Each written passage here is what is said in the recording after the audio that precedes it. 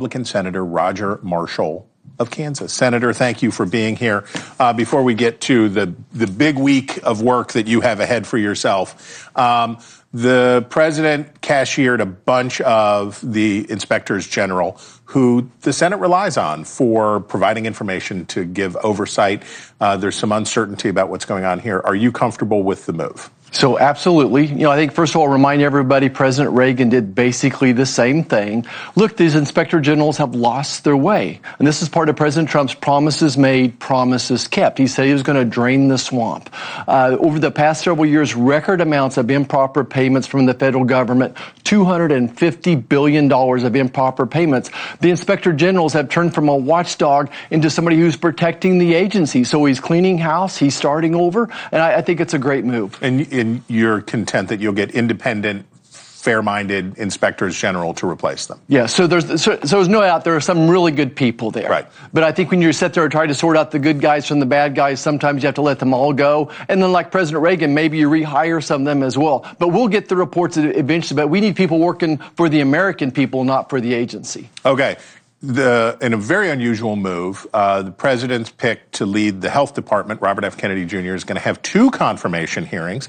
You're on both committees, right? So both health, you're a doctor, and finance, and you're going to be there for both. So you're taking a lead role in getting him through. You're backing him all the way, but some conservatives have doubts.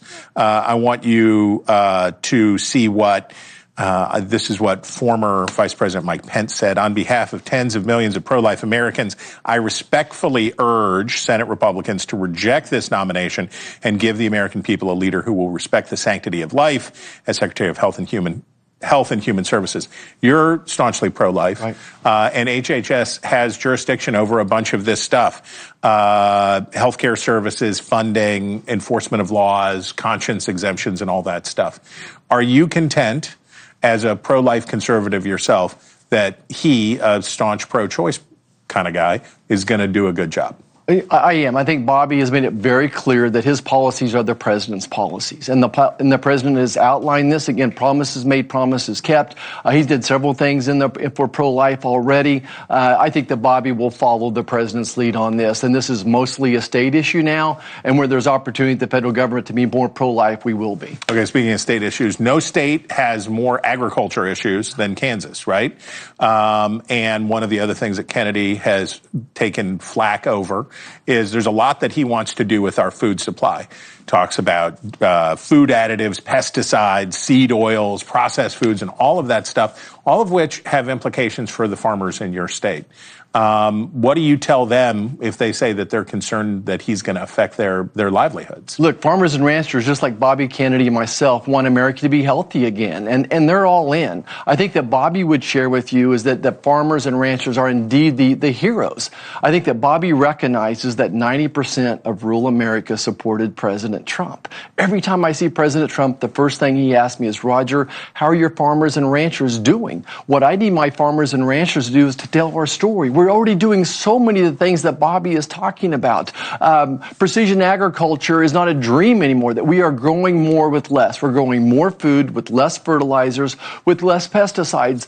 Soil health, we're embracing that. Nobody more than sorghum is. In the sorghum industry, we're supplying sorghum for baby formula. We're exporting it to Europe already. We're doing regenerative soil practices already. With the technologies out there right now that we can have bioorganisms help those roots grab more fertilizer, grab more water. Last point I'll make is this. President Trump ran on two things. I think he ran on making America more prosperous and then on security. And one of the things he said is grocery prices. So we can't do anything that's inflationary. Okay. So we got to thread this needle. We need more innovation, but we don't need inflation. And, my job is to help bridge that gap. And I'm just all in with Bobby to help make America healthy again. 60% of Americans with a chronic disease right now. And I think a lot of that's impacted by what they eat and the toxins they're exposed to. Okay, you're a doctor, and the celebrity around Kennedy's skepticism about vaccines has been the sort of the main headline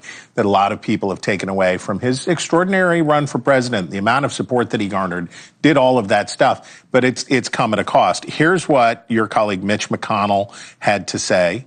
Efforts to undermine public confidence in proven cures are not just uninformed, they're dangerous. Anyone seeking the Senate's consent to serve in the incoming administration would do well to steer clear of even the appearance of association with such efforts. And that's a reference to one of Kennedy's lawyers who's been part of the effort that was targeting the polio vaccine, an ailment that the former majority leader suffered from himself. How do you talk about balancing here on agriculture? How do you balance here on people who have serious public health concerns about what happens if we clamp down on vaccines and the concerns of people who say that the vaccines are linked to other problems? Yeah, I think Bobby, like myself, believes in the sanctity of the relationship between the patient and the doctor. And I want to make sure that we provide the mom, whether it's my daughter or my daughter-in-law, as she's pregnant with her third child now. Congratulations. Thank you. We're excited. That'll be number 5. We want to make sure that they have the right information. And I don't think the CDC has done a good job on providing us that information. Let me assure you that the polio vaccination is a great example of something that has saved thousands of lives. I've worked with Rotary for decades now trying to end the polio epidemic. We're close, maybe 16, 17 cases a month. But I think there's so many vaccinations out there, 60, 70 vaccinations. That seems like too many to me as a grandfather, especially trying to pile them all at the same time. Why would my grandson need a hepatitis vaccine before he leaves the hospital when he's not being exposed to hepatitis, maybe later in life? So I think we're pushing too many vaccines, but mostly there's not enough transparency around it. A little common sense is going to go a long way, and I think Bobby Kennedy will thread the needle. This is not his priority, though. The vaccine issue is not his priority. I think the priority will be nutrition and the toxins we're exposed to. You've spent a lot of time with him, and do you think he's going to be able to do what Pete Hegseth was basically able to do and speak to your fellow Republicans in a way that puts them at ease with some of the concerns that they have about them? Sometimes to get confirmation, you got to eat a little crow in the Senate and say, I may have been wrong about some things. I may have regret some things, and I'm ready to move forward in a way that will survive close scrutiny. Yeah. You think he's going to be a Mr. Nice Guy? Oh, I don't know if he's Mr. Nice Guy. I fear for the Democrat that tries to cross him up or trick him up as well. They may end up eating some crow themselves. But regardless, I think what you're going to hear Bobby say is the president's policies are my policies. Bobby and I don't agree on everything, but we agree that we want to make America healthy again. We share the same goals. He's a game changer. I think that, and more importantly is this, there is an army, a groundswell of people out there that are supporting him. I think we all saw President Trump's numbers take a big jump when Bobby Kennedy came on board. That's right. This modern Republican Party includes Bobby Kennedy now. Again, we don't agree on everything, but we both agree we want America to be healthy again. Before I have to turn you loose, you've got troops from Fort Riley in Kansas down at the border. This is highly popular. It's got bipartisan support for stronger enforcement at the border, on and on and on. More controversial is birthright citizenship, and Kansas, of course, is the home of the first struggles. Some of the first struggles that led us to the Civil War, the amendments that came out of it, and all of that stuff, this huge role in history. Where are you on birthright citizenship? Well, let's talk about my soldiers going to the border first. So I'm very grateful for those people that volunteered to wear the uniform, realizing that southern border is a national security issue. If anybody understands and appreciates their families, I served, my dad served, my brother served, my son is serving.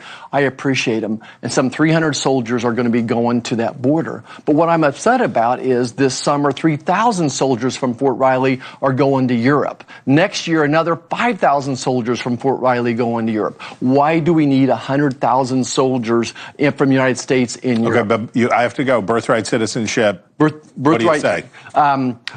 Listen, this is a promises made, promises kept. I'm always surprised when people are surprised that President Trump's doing what he said he was going to do. Do you think it's appropriate, though, to eliminate the provision in the 14th Amendment or work around it? I think it's appropriate for the president to go through the court system like he's doing and to revisit a decision made in 1898 that was really to make sure that slaves had citizenship. We had no idea how much this was going to be expanded. I delivered hundreds of babies, of these anchor babies myself. in the middle of Kansas. One of my best buddies on the Texas-Mexico border, he and his practice are delivering one of these anchor babies every day. 500 babies a day. It's grown way too much, so I'm happy for the courts to look at it. I hope the Supreme Court takes it up. There you go. There you go. And